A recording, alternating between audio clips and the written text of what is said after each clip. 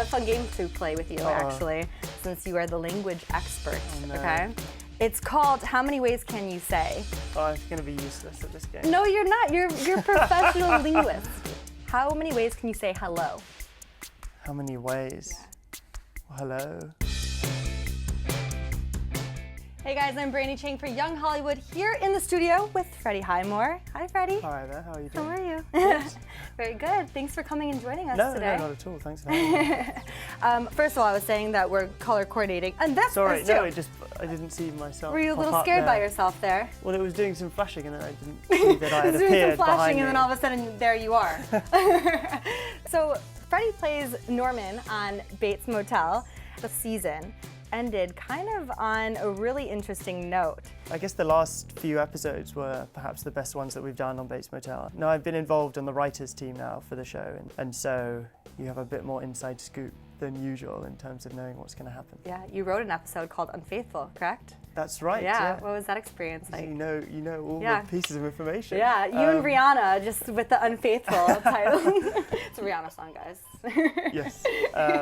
What was that experience like, writing your own episode? Like, did they come up to you, or were you kind of like, hey, I have these ideas, take a look, and then they kind of trusted you to come up with something more, or? I guess the way that a writer's room works is it's incredibly collaborative. You know, everyone pitches ideas and stories for every single episode, and then an individual writer is then sort of given one particular thing to go and write up. And I guess I'm just very grateful to the executive producers for giving me that chance to write my own episode. Yeah. How has that changed the way that you prepare for getting into your character as Norman? Now, do you look at it with a different set of eyes?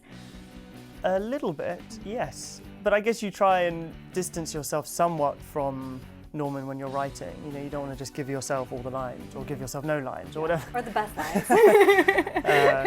So yes, it was a great experience. Yeah. I read somewhere that you said that one of the most challenging things that you did on the show was the portrayal of Norma, of Mother. Tell me about getting into that role, because that's a really dark and intense role that you did. And people have so many amazing things to say about your performance, by the way, but I want to hear it from you. What was that like, tapping into that? My performance. Yeah, because you're so lovely. You know what I mean?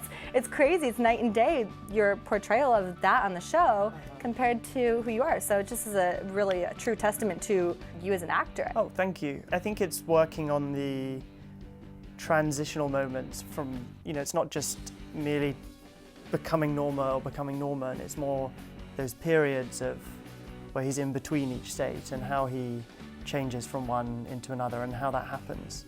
And I think Carlton and Kerry have been great in never rushing those transitions and allowing them the time to breathe, so it's real as opposed to just this sort of instantaneous switch that happens. Yeah, and you've worked with some incredible actors, you know, beyond Bates Motel as well. Johnny Depp, I heard, suggested you for Charlie and the Chocolate Factory. I just love how you're bringing out all these facts. I know so many things one about after the you. other. I probably know more about you than you know about yourself. Yes, exactly. Yes. Yeah, you know you all probably know more about your character. All the inside scoops on all of the audition processes behind every Just film. talking to all the casting directors. I'm like, tell me about Freddie.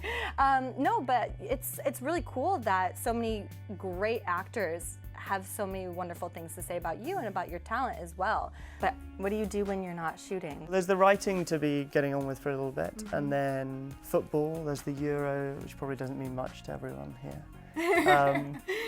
But like football, I'm a sports football too, fan. Yeah, it's the soccer your variety. team? Arsenal. And England this summer, of course. Yeah. You went to university there, right? In Cambridge, University Yes, of Cambridge? yeah, this is brilliant. It's like, you're Tricky. right. Yeah. Okay, I'll just ask you the questions now. Did you go to university? True or false? I just played a true or false game with you. Did you do these True, things? yeah. True. But I think it's really cool that you did go to university and that you did study, and I'm interested in learning more why you decided to study what you studied. And tell the audience, because I know what you studied, obviously, but please tell the audience what you studied, because it's fascinating. I did languages, so I did Arabic and Spanish. Yeah, I guess I always liked languages. And then have you gotten to apply that in real life? Do you travel a lot? Yeah, I try to. Yeah, and I've been lucky, especially with the university course, I had the year abroad, so you get to spend, 9 months away. Where'd you go? I was in Madrid for most of it, which was pretty great. Did you go to a soccer game there?